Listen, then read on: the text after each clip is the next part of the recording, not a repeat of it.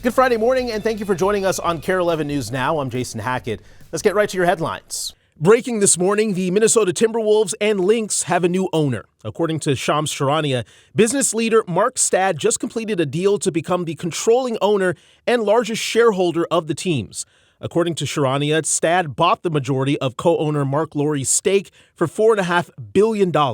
No word yet on what this means for the teams, if anything.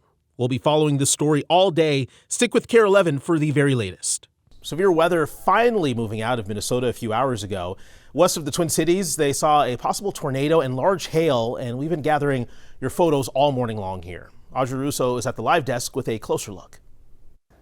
Yeah, and if you like storms, it was probably sweet to watch it all unfold. If you don't like storms, it's probably you're just waiting out the rain. Now, this wave of storms seemed to kind of hit vertically across the state. The line between St. Cloud and the Twin Cities seemed to be sort of the dividing line with pretty much everything on the western part. Now, there was from the northwest to the southwest, hail, intense winds, lightning. Some viewers even captured what looked like the beginnings of a tornado. So let's head out to Meeker County. This is Dassel, this is Litchfield. It's about an hour west of the Twin Cities. Now, they were under a tornado warning until about 9:15. And a viewer sent us this picture of some of those creepy looking clouds out of Litchfield. Now, it's unclear at this point if those clouds turned into a tornado officially. That's something that the National Weather Service is going to have to figure out. Now, north of St. Cloud, we had egg-sized hail in Cross Lake, and we had this lightning show in Piers. Really just kind of incredible to see. And when you look at the range of this as well, southwest, south of the Twin Cities in Wanda, folks are no doubt waking up to some damaged roofs after this absolute torrent of hail. You can see it right there, just really assaulting that deck. Now, fortunately, we aren't seeing any reports of serious damage or injury from these storms. And this all happened ahead of what's supposed to be a nicer weekend. Back to you. Audrey, thank you. Breaking overnight out of Alaska, the U.S. military says a charter plane crashed at a remote radar site, killing all 8 people on board. This happened nearly 450 miles west of Anchorage. In a statement, the commander of the Alaskan Command called the crash a devastating loss, saying the people on board were, quote, carrying out a vital mission in a demanding environment. Right now, it's not clear what mission the group was carrying out. We do know the plane was a civilian contracted aircraft. An update this morning, state and local prosecutors have secured injunctions now keeping 10 alleged gang members out of the state fair. 7 of them signed agreements promising not to attend the fair, while 3 others were banned. The Ramsey County Attorney and the Minnesota Attorney General say all 10 members are of 2 rival gangs, Muddy and Ville.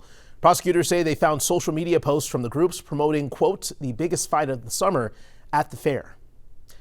This morning, a St. Paul man accused of shooting from point-blank range at a Ramsey County deputy will make his first appearance in court. This happened Tuesday night in Maplewood when a deputy responded to a road rage incident. Investigators say the deputy pulled behind a Buick and the driver made a sudden U-turn and fired at the deputy. They say the driver sped away and was later arrested in St. Paul. New this morning, a sign that foes can be friends again. President Trump sitting down for an interview with his former attorney, Michael Cohen. Cohen went to prison for crimes he claimed were at the direction of President Trump. NBC's Alice Barr has all the details from Washington.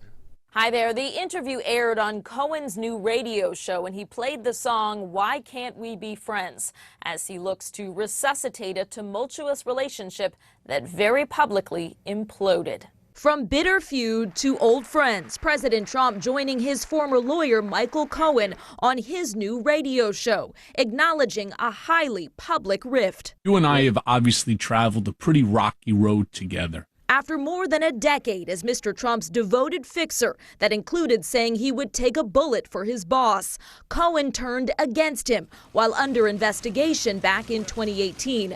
The president now saying this. They weaponized you. They weaponized a lot of people. And I respect the fact that you recanted everything you said. Cohen ultimately pled guilty to tax evasion, campaign finance violations, and bank fraud. Just before beginning a 3-year prison sentence in 2019, he gave blistering testimony before Congress about Mr. Trump's business practices. He is a racist, he is a con man, and he is a cheat. later becoming the star witness in the hush money case against President Trump, who was convicted of falsifying business records involving paying porn star Stormy Daniels. The president, who denies all wrongdoing, publicly slammed Cohen for years. He's convicted, he's a liar, he's defrauded. Then, earlier this year, Cohen claimed he'd felt coerced into testifying. The investigators have always said they were not politically motivated.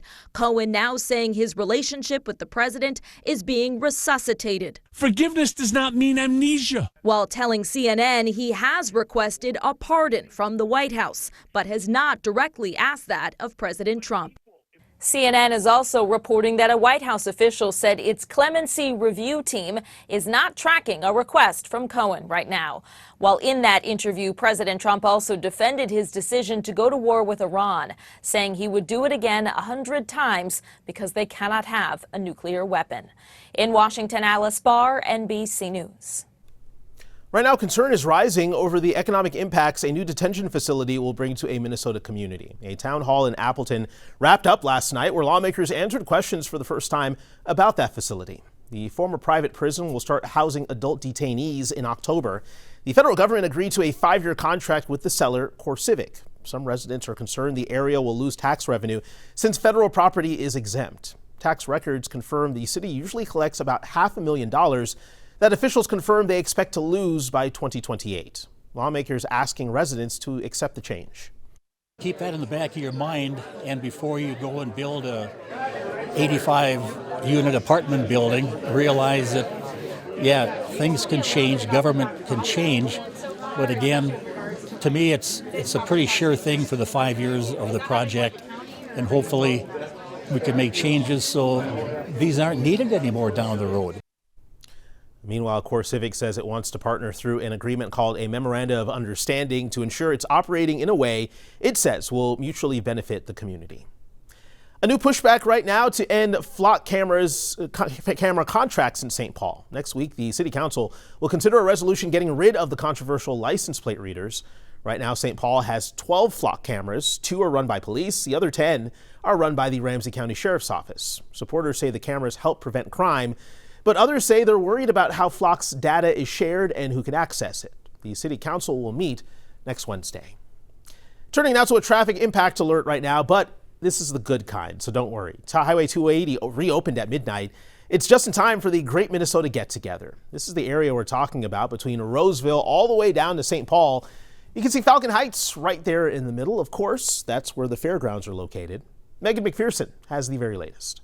Yeah, that's right. There are between 40 to 60,000 drivers that travel on this stretch of highway every single day. And it also connects I-94 in St. Paul with Highway 36 and 35W in Roseville. That's why it was so important for MnDOT to get this stretch of highway back open. And you can see there are some cars out there right now. We've seen a steady flow of traffic here on this Friday morning. I know those drivers, just like us, are very excited to have this stretch back open. Take a look at this video, though, of Highway 280 before construction started. You can tell that the pavement was showing its age and in need of a facelift. Well, now after 4 months of work, the highway is fully resurfaced. Crews also repaired bridges, ramps, and drainage. They installed new traffic signals and replaced guardrails. After the fair, 280 will stay open, but MnDOT plans to conduct additional bridge work along the corridor in 2028. The biggest change drivers will notice. Starting today, the westbound I-94 ramp to northbound 280 is now a single lane. That's designed to help traffic merge more safely. The traffic lights at the Larpenteur Avenue ramps are also back on. And MnDOT is urging drivers to use extra caution on some of the ramps. They have a list here.